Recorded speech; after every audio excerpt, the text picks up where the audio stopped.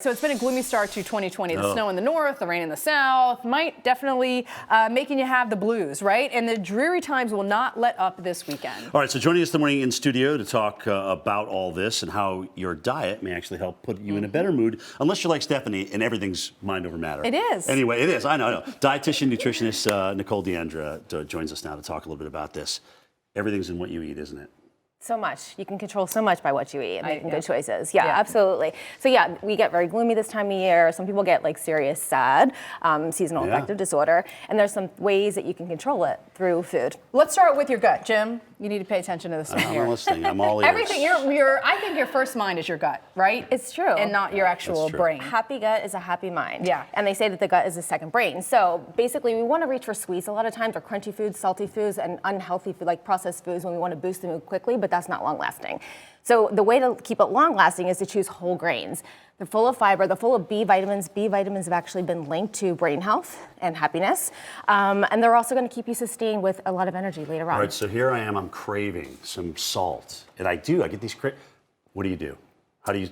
Start with whole grains. You can add a little salt to a meal, that's completely fine. But the fiber in the whole grains is what's going to keep you sustained. And you can still add a little salty and spices to the flavoring. No more chips, no more Ritz crackers. Listen, if you eat unprocessed, your life will change. Yes. That's all I have to say. So let's go to more unprocessed here. Yeah. Right, and so adding probiotics too. A lot of people are on the probiotic bandwagon right now. Healthy bacteria will help your gut, but it can't work without the fiber. So the fiber and the whole grains and the probiotics go together. Probiotics feed off of the fiber and they create the healthy gut. So that's the whole gut health balance there. Okay, I love fruit. It's the time of the year where fruits don't come as readily available. Yes. They're not fresh, in other words, right. In the United States.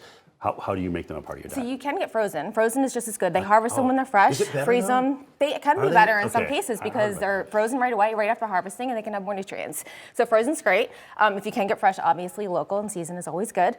But blueberries have something called anthocyanins, is what gives them the purple color.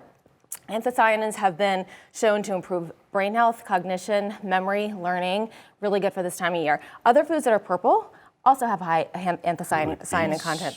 Beets, red onion, cabbage, radish, watermelon radish is delicious. A great crunchy snack. We have a minute left, so I want to make sure we get through all your stuff here. Nuts. I put chia seeds in everything. You see me do that every day. They're power packed with omega-3s. Yeah, walnuts, hemp seeds, chia seeds, flax seeds, all power packed with omega-3s. Also really important for brain health. Is that chocolate I see? You got Is that chocolate? Wait, we got to get to the tea first, Jim. What about the tea first? Real quick. Sipping on green tea throughout the day, 2 to 3 cups a day. It has something called theanine. Yes, drink it. It gives you a nice, calm mental alertness, not the jittery like. All right, you got 30 seconds for the chocolate here. Chocolate, the most important part, has a lot of substances that can actually increase mood. Dark chocolate. Dark chocolate is important, not milk chocolate. And then also it has something called theobromine, which is in the caffeine family, but it doesn't give you the same jitteriness. It gives you a nice alertness. How much cacao though? Where should you be at with that? 1 to 1.5 ounces a day is good. 70% or more. 70% or more. 1.5 ounces a day. Nicole, you're good to go. We love you, Nicole. Already. I know. Thank you so much, registered dietitian and nutritionist with purelyplanted.com. Thank you. Thank you.